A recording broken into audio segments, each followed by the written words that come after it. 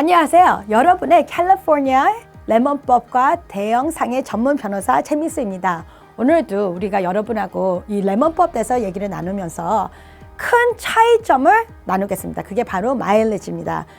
똑같은 차의 손님 2명, Ford F-150 운전을 한 똑같은 손님입니다. 한 손님은 그런데 문제가 똑같았는데 3개월 안으로 차를 사자마자 문제가 발생될 때 들어갔어요.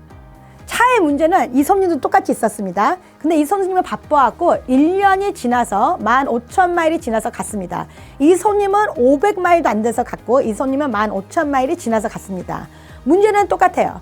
차에 자꾸 불이 들어와요. 무슨 불이든지 상관이 없어요. 워닝 사인이 들어와서 한 손님은 곧바로 갔고 한 손님은 바빠서 못 갔습니다. 여기에 이제 차이점을 얘기를 나누겠습니다. 여러분이 레몬법으로 맨날 내가 말하는 문제가 있으면 곧바로 들어가야 됩니다 하는 이 마일리지 offset 하고 이 수리 기록에 어떻게 증거를 매지나가 되게 중요하기 때문에 꼭 먼저 들어가는 손님이 이기는 손님입니다. 그거는 왜냐면은 15,000마일을 갈 때는 끝에 가서 보상을 받을 때도 그 마일리지 15,000마일은 마이너스 디덕션이 있습니다.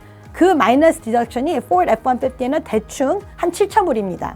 7,000불, 7,500불이지만 500마일에 들어갔다. 문제가 있어갖고 나는 빨리 들어갔다 할 때는 그 마일리지 디덕션을 아예 안 볼 수도 있는 상황이 됩니다.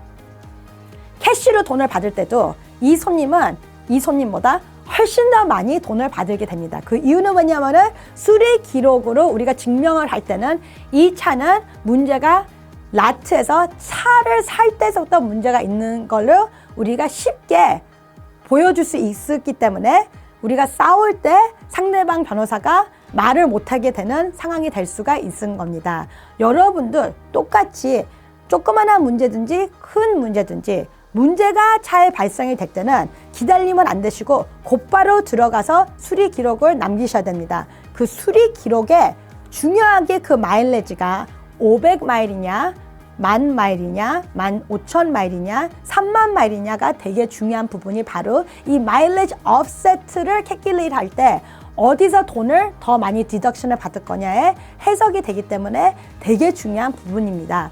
여러분이 캘리포니아에서는 레몬법으로 보상을 받을 때는 변호사 비용도 안 내고 아무 돈을 안 내고 끝에 가서 보상만 받지만 제일 큰 보상을 받기 위해서는 여러분이 빨리 들어가는 게 키포인트입니다.